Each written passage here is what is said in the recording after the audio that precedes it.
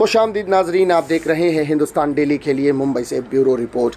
नाजरीन, इससे पहले की खबरों में आगे बढ़ें, आइए नजर डालते हैं आज की 3 बड़ी हेडलाइंस पर। मुंबई पुलिस का ऑपरेशन ऑल आउट, आजादी के जश्न में खलल डालने की कोशिश में आतंकी, एनआईए की जांच में खुलासा। कलवा अस्पताल में 18 मरीजों की मौत, सीएम के शहर में चिकित्सा व्यवस्था फेल, सेना मनसे एवं रंका का आक्रमण। भारी दबाव में सीएम शिंदे, सत्ता के विभाजन की विभीषिका झेल रही महायुति, शिंदे गुट के विधायकों में असमंजस का माहौल।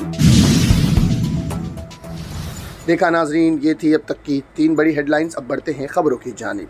स्वतंत्रता दिवस मुंबई पुलिस के लिए एक बड़ी चुनौती से कम नहीं, खासकर तब जब एनआईए और एटीएस की जांच में इस बात का खुलासा हो चुका है कि देश की आर्थिक राजधानी आतंकियों के निशाने पर है। स्वतंत्रता दिवस के मद्देनज़र मुंबई में पुलिस ऑपरेशन ऑल आउट को अंजाम दिया है, जिसके तहत कोने कोने में छिपकर बैठे अपराधियों को पुलिस ने ढूंढ निकाला है।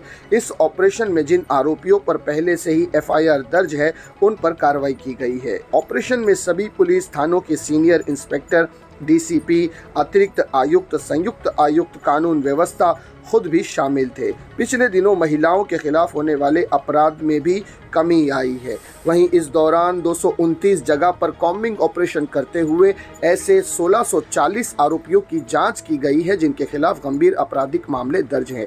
इनमें कुल 355 आरोपी पुलिस ने पकड़े, जिन पर प्राथमिकी दर्ज करवाई गई है। इसके अलावा ऑपरेशन के दौरान पुलिस ने ऐसे 46 अपराधियों को पकड़ा जो तड़ीपार होने के बाद भी मुंबई में मौजूद थे। एनडीपीएस कानून के तहत इस दौरान 350 अपराधियों की तलाशी ली गई, जिसमें से 101 अपराधियों के खिलाफ कार्रवाई करते हुए उन्हें गिरफ्तार किया गया है। उन पर एनडीपीएस की संबंधित धाराओं के तहत 101 एफआईआर भी दर्ज कराई गई है। मुंबई में अपराध को अंजाम देने के लिए कई अपराधी बाहर से आकर मुंबई में रहते हैं, इसलिए अवैध तरीके से मुंबई में रहने वालों की तलाशी करने पुलिस ने मुंबई के 933 होटल, लॉन्ज और मुसाफिर खानों की तलाशी ली है। इसके अलावा 605 संवेदनशील जगहों की भी जांच की गई।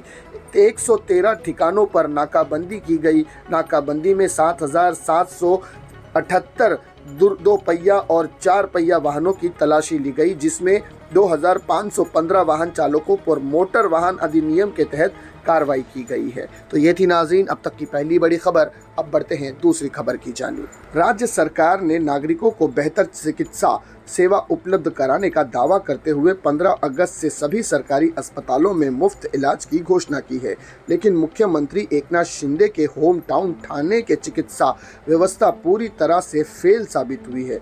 शहर के कलवा स्थित मानपा द्वारा संचालित छत्रपति शिवाजी अस्पताल में एक ही रात में 5 मरीजों की मौत का मामला अभी गर्म ही था कि शनिवार की रात 18 मरीजों की मौत होने से खलबली मच गई है। इस घटना को लेकर शिवसेना, उद्धव बाला साहेब ठाकरे, मनसे एवं रंका ने मानपा एवं अस्पताल प्रशासन के खिलाफ आक्रामक रूप अख्तियार कर लिया है। अस्पताल के डीन का कहना है कि अस्पताल में भर्ती के समय मरीजों की हालत बहुत ही गंभीर थी, उन्हें इलाज के लिए किसी तरह की कोताही नहीं की बरती गई है, और जबकि मरीजों के परिजनों ने अस्पताल में हुई मौत के लिए डॉक्टरों को ही जिम्मेदार ठहराया है। वहीं अस्पताल में हुई मौतों की रिपोर्ट मांगी गई है। मरीजों को उपचार नहीं मिला या उनकी अनदेखी की गई, रिपोर्ट आने के बाद सब कुछ स्पष्ट हो जाएगा। घटना मुख्यमंत्री के ठाणे में हुई है, यह गढ़चिरौली, चंद्रपुर में यह मायने नहीं रखता है। सभी महाराष्ट्र के नागरिक हैं, इनकी जिम्मेदारी सरकार की है।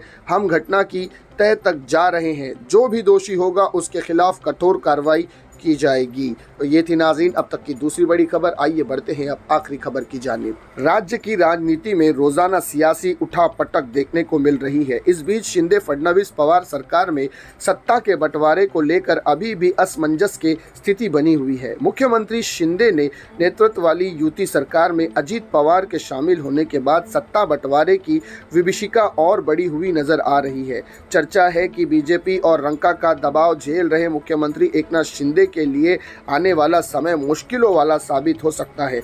पिछले एक साल में तेजी से बदले राजनीतिक घटनाक्रम में मुख्यमंत्री शिंदे मोदी शाह की मदद से भले ही सत्ता के शिखर पर पहुंचे, लेकिन उन्हें बार बार असहजता का सामना भी करना पड़ा है। पिछली बार की तरह इस बार भी सीएम शिंदे की नज़रें होकर अपने गांव जाने की खबर भी है।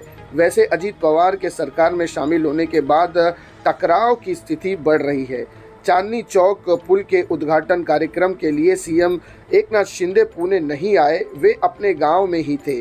कई मुद्दों को लेकर अजीत की महायुति सरकार में खटपट चल रही है।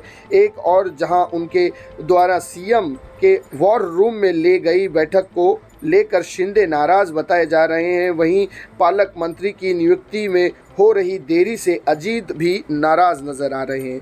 अजीत को बीजेपी की ओर से दिया गया आश्वासन पूरा न होने पर भी सरकार के लिए समस्या बढ़ने वाली है।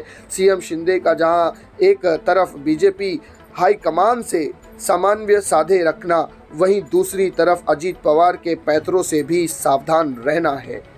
15 अगस्त को विभिन्न जिलों में झंडा फेरने को लेकर भी मतभेद नजर आ रहा है। एनसीपी मंत्रियों को उनके जिले में झंडा फेरने का मौका न मिलने और पालक मंत्री पद का निर्णय न होने पाने से भी डीएमसी अजीत पवार खफा है। इसी बीच शनिवार को अजीत पवार और उनके चाचा शरद पवार के बीच हुई गुप्त बैठक की खबर से भी महायुति सरकार में खलबली मच गई है। तो ये थी नाज़रीन अब तक की 3 बड़ी खबरें जिन पर तफसील से बात की गई। इसी तरह की खबरों के लिए हमारे चैनल को सब्सक्राइब कीजिएगा। मैं सिराज शेख हिंदुस्तान डेली से फिर मिलूंगा किसी अगली खबर के साथ। तब तक के लिए जय हिंद।